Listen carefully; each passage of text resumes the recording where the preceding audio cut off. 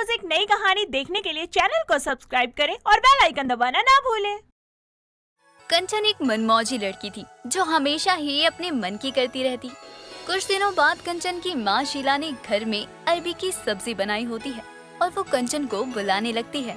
कंचन, आकर खाना खा ले। अपनी माँ की आवाज सुनकर कंचन वहाँ आती है। माँ, आज खाने में क्या बनाया है? सारी सब्जियां ही इतनी महंगी हो गई हैं, बस एक अरबी ही थोड़ी ठीक ठाक मिल गई तो मैं वही ले आई हूँ। अरबी बनाई है और साथ में चावल भी है। तू बैठ, मैं खाना लगाती हूँ। माँ, आपको पता है ना, मुझे अरबी बिल्कुल भी पसंद नहीं है, तो आपने अरबी क्यों बना दी? तू तो हर चीज में अलग ही नखरे करती है। ये नहीं खाना, वो नहीं खाना। चुपचाप से जो बना है वो खा ले, वरना ये भी नहीं मिलेगा खाने को। फिर भूखे पेट रह जाइयो आराम से। हाँ तो ठीक है ना, जो बना है वो खाने से अच्छा तो है कि मैं कुछ और ही खा लूँ। कम से कम मेरा पेट और जुबान तो मुझे गाली नहीं देगा ना कि ये क्या खा लिया मैंने। चुप कर बेशरम लड़की, खाने की ऐसी बुराई नहीं करनी चाहिए। जो मिले वो अच्छे मन से खा लेना चाहिए। दुनिया में ऐसे बहुत सारे लोग हैं जिन्हें ये तक नसीब नहीं होता। अब क्या वो भी तेरी तरह रोए? माँ, जिन्हें नसीब नहीं होता है उनकी तो बात ही अलग है ना। उन्हें तो फिर जो मिले उसमें ही खुशी रहना चाहिए, लेकिन हम लोग तो अपनी मर्जी का कुछ भी खा सकते हैं, तो फिर हम क्यों मन मारे अपना। बस मैं करती रहे, कभी तो हम भी कर लिया कर। आज तो रात में भी अरबी ही बनाऊंगी। अगर तुझे खाना है तो यही खाना पड़ेगा, वरना भूखी रहेगी। सोच ले अब खुद ही। माँ, ये खाना खाने के लिए भी सोचने की जरूरत है क्या?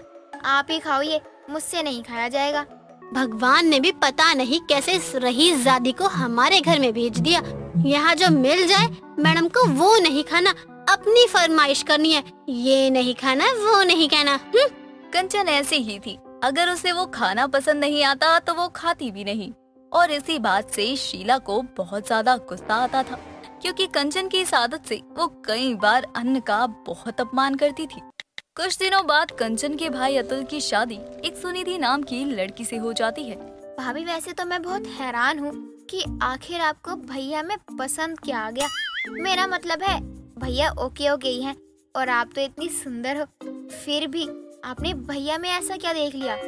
माँ, अब आप देख लो, कंचन बिना बात के मुझसे पंगे ले रही है और अब मैंने कुछ बोल दिया तो आपसे शिकायत करने लग जाएगी। अब आप खुद ही इसे समझा लो, वही अच्छा रहेगा इसके लिए।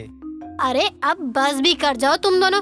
कंचन तो इतनी बड़ी हो गई है, आज तेरे भैया की शादी हुई, कल को तेरा नंबर भी आएगा और अब तक तुम दोनों ऐसे बच्चों की तरह लड़ाई झगड़ा कर रहे हो। माँ, मैंने तो इतना कुछ भी नहीं बोला जितना भैया मुझसे चिढ़ गए हैं। अब भाभी सुंदर है तो ये पूरा मोहल्ला कल को कहेगा, तब क्या होगा भैया का? तब भैया क्या मोहल्ले वालों से भी गुस्सा हो जाएंगे और सुनाने लगेंगे क्या? तू चुप हो जा कंचन, अच्छे से समझ रही हूँ कि तू किस तरह अपने भैया को सुना रही है। और सुनिधि बहू, तू एक काम कर, अपने कमरे में जा, सो जा। थक गई होगी ना शादी की रस्मों में। हाँ माँ, मैं भाभी को उनके कमरे में लेकर जाती हूँ। कंचन इतना कहकर अपनी भाभी को कमरे में लेकर जाती है। सुनिधि बहुत ही अच्छा खाना बनाना जानती थी। अगली सुबह सुनिधि सबके लिए पालक पनीर बनाती है और सबको खाने के लिए बुलाती है। माँ जी, आज मैंने सबके लिए पालक पनीर बनाया है और मीठे में खीर बनाई है। क्या भाभी, पालक पनीर कौन खाता है? मुझे तो पालक पनीर बिल्कुल भी पसंद नहीं है। माफ करना नंदी जी, मुझे नहीं पता था कि आपको पालक पनीर पसंद नहीं है। अगर मुझे पता होता तो मैं कुछ और बना देती जो आपको पसंद हो, लेकिन कोई बात नहीं, अब बता दीजिए, मैं वही बना दूंगी। हाँ कंचन बेटा, बता दे अपनी भाभी को कि तुझे क्या पसंद है, वही बन जाएगा। माँ, वो मुझे पसंद। क्या हुआ, तुझे अपनी पसंद ही याद नहीं आ रही क्या? सुनिधि बहू, तू रहने दे, इसे कुछ पसंद नहीं आता।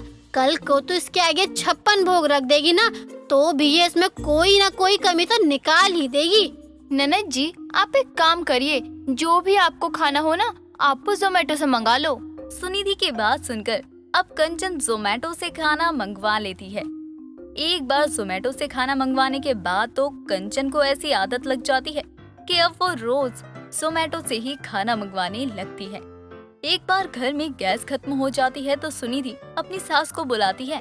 शीला के साथ साथ उसकी पड़ोसन भी वहाँ आती है। माँ जी, गैस खत्म हो गई है और दूसरे सिलेंडर भी खाली है, अब खाना कैसे बनेगा माँ जी?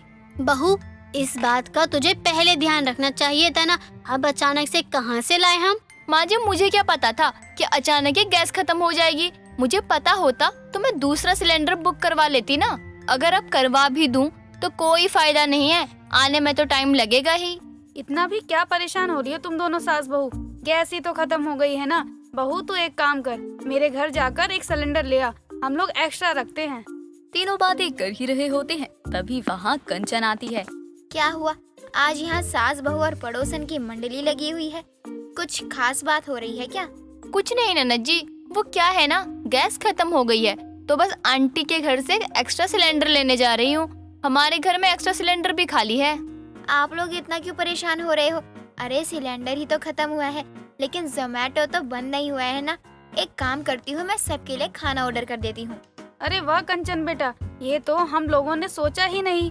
ये सही रहेगा, तू बाहर से खाना मंगवा ले, वो अच्छा भी होता है और मेहनत से भी बच जाएंगे हम लोग। कंचन का आइडिया सबको बहुत अच्छा लगता है। सुनिधि जोमेटो से खाना मंगवा लेती है और ऐसे ही कई दिनों तो खाना जोमेटो से ही मंगवाने लगती है। कुछ दिनों बाद कंचन अपनी कॉलेज के लिए घर से निकली ही होती है कि तभी वहाँ उसकी पड़ोसन आ जाती है। कंचन बेटा, जरा मुझे भी बता दियो, वो जो तू बाहर से खाना मंगवाती है जोमेटो, वो क्या है ना कि मैं भी आज के बाद खाना वहीं से मंगवाऊंगी। आंटी जी, मैं बताने से मना नहीं कर रही हूँ, लेकिन जोमेटो का खाना आए और मैं ना खाऊं, ये तो बहुत ही गलत बात है। मुझे भी खिलाओगे ना? अरे ये भी क्या कहने वाली बात है? तू मुझे बता तो, उसके बाद मैं तुझे जोमेटो वाला खाना खिला दूंगी। अब तो खुश है ना? कंचन खुद तो जोमेटो का खाना खाने वाली थी, लेकिन कंचन के साथ साथ अपने आसपास रहने वाले लोगों को भी अपनी तरह ही बना दिया था। अब हर कोई जोमेटो से खाना मंगवा कर ही खाने लगा था। कुछ दिनों बाद सुनिधि ने जोमेटो वाले टिफिन में ही फ्राइड राइस बनाकर रखे होते हैं। तभी वहाँ कंचन आती है और फ्राइड राइस देखती है। अरे वाह, फ्राइड राइस, और वो भी जोमेटो के। लगता है भाभी ने मेरे लिए ही मंगवाए हैं। चलो अच्छा है, मुझे भूख भी लगी थी, वो भी जोमेटो वाली। कंचन इतना कहकर फ्राइड राइस खाने लगती है और उसे वो फ्राइड राइस बहुत ज्यादा पसंद भी आते हैं। तभी वहाँ कंचन की भाभी सुनिधि आ जाती है। अरे वाह ननद जी, आज तो जोमेटो का खाना खाने वाली मेरी ननद मेरे हाथों के बने फ्राइड राइस खा रही है। कैसे लगे ननद जी मेरे हाथ के फ्राइड राइस? भाभी, ये फ्राइड राइस आपने बनाए हैं? और नहीं तो क्या, ये मैंने ही तो बनाए हैं। भाभी, ये तो जोमेटो वाले फ्राइड राइस की तरह लग रहे हैं, बिल्कुल, और वो भी बहुत अच्छे बने हैं। मुझे पता ही था कि आपको ये जरूर अच्छा लगेगा, क्योंकि आप जो भी ऑर्डर करती हो वो मैं ही बनाती थी। मैं तो जोमेटो का खाना खाने वाली ननद हूँ, लेकिन आप तो जोमेटो पर खाना बेचने वाली भाभी हो। मैं शादी से पहले भी जोमेटो के ऑर्डर लिया करती थी और शादी के बाद भी, तो मेरी ननद जोमेटो का खाना खाने वाली निकली। आपने मेरी कमाई बहुत बढ़वा दी, पूरे मोहल्ले को जोमेटो की आदत लगाकर। अब तो और भी लोगों को आदत डालूंगी। कंचन ने जो हर किसी को जोमेटो का खाना खाने की आदत डाली थी, अब वही आदत से सुनिधि को भी फायदा होने लगता है। दोस्तों, अगर आपको ये कहानी पसंद आई तो इसे लाइक करें, शेयर करें और कमेंट करके बताएं कि कहानी में आपको सबसे अच्छा क्या लगा।